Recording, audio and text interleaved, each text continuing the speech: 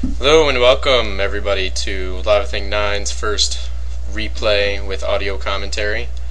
I'm going to be doing these for Civilization Wars games, mostly in-houses, if we ever do those again. Yeah, that doesn't happen very much. So what I'm doing here is just a public match right now, and nothing spectacular happens at all. Just testing out my recording. So I'm with two publics on my team. One is named EX and O's, X and O's, yeah. The other one is Cult Suck Dick, and I'm against three publics. I don't know their names right now. I should have clicked the Fog of War off, and there we go. So I'm against Some Zero, Aburohate, something or other, and Kemka. And I am middle, colored in the pink. And first things first, I know my voice probably sounds like shit right now. The mic is old and bad and doesn't work very well. But I'll be getting a new one soon.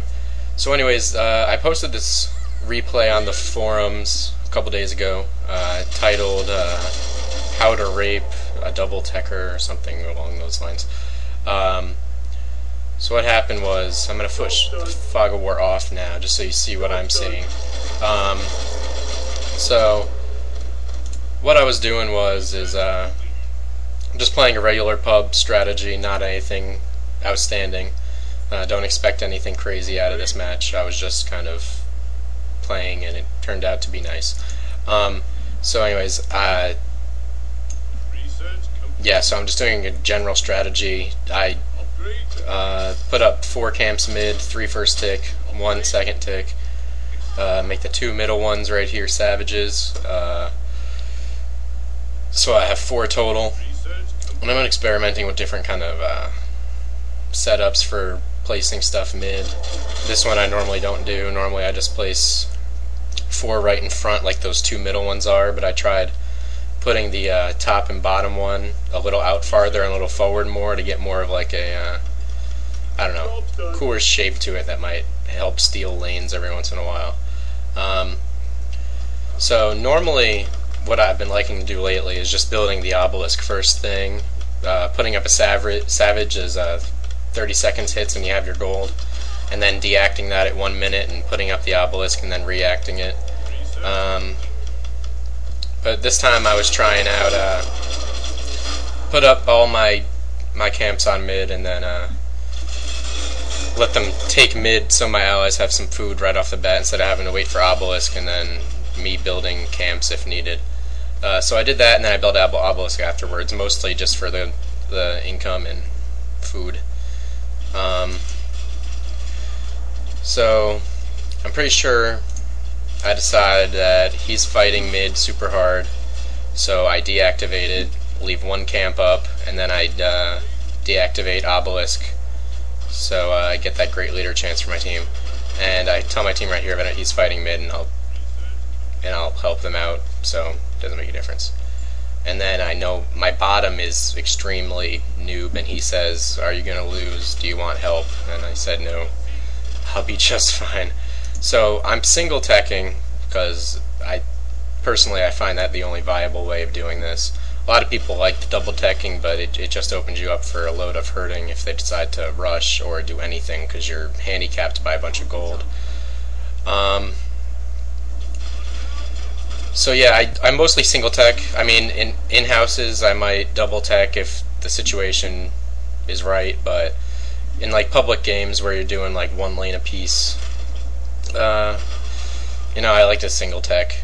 They get an early tech advantage if they're double teching, but then as you can see later on this replay, you just rape the shit out of them. So what I like to do as mid is my setup. I already told you about what I do in mid, but then I like to, as soon as I can, put 2 docks up at top and then 1 camp down on bottom. I'll make the bottom camp an axe. I don't like making them savages because then it's just more expensive for the swords. I don't know, it's just personal preference. It doesn't really matter, I guess. Well, it probably does matter early for the early game, but you know, that's not really what I'm worried about when I put it down there. So then I make a raider up top and a Treem, and that'll become a royal shipyard, and the other one will become a longboat, obviously. And then I rush the bazaar just because we're owning top and bottom, and I'm stealing one thing mid each time. So I figured, why not bazaar? I'm in a pub. It's not like they're going to be reacting to that too much and pressing down on me. So I rushed the bazaar. I noticed my bottom made all his archers into fire archers for some reason. We weren't rushing or anything, so he thought they were like in the regular Warcraft game, how fire arrows do more damage and do splash damage. For some reason he thought that was the case, but I told him no, and to upgrade him to longbows immediately. He didn't take my advice. He decided to upgrade them to mounted raiders, which I don't know what the fuck he was thinking, but the guy wasn't the most intelligent person. So yeah, so I build bazaar, and then normally around the time of construction I start pumping out some markets.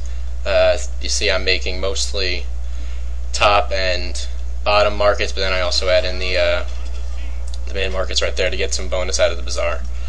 Now, I used to make 7 or so of each market, and I decided that, you know, I don't like that anymore, so I just make 3 of each, and then I just add on tiers to them as I go. Save some space, and generally you don't want to deact stuff when you're doing a bazaar strat.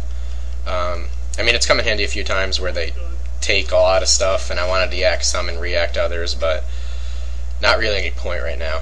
So I realize right now that well, actually I don't think I have yet. Have I yet? This is not a very well planned out replay right here, but anyways, I'll just keep going until I see something happen.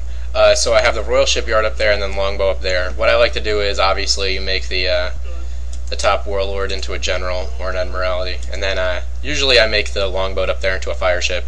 If they massed fire ships up there already, my ally, then I'll make it into a caravel, but generally I like the fire ship because a lot of people don't make fire ships. So yeah, this is what happened. So I used my spy just to check out what he was doing, because I noticed he was far ahead of me in tech. Like, he's on metal right now, and I just got construction well, actually I just got metal, but I noticed he's had metal for a while longer than me.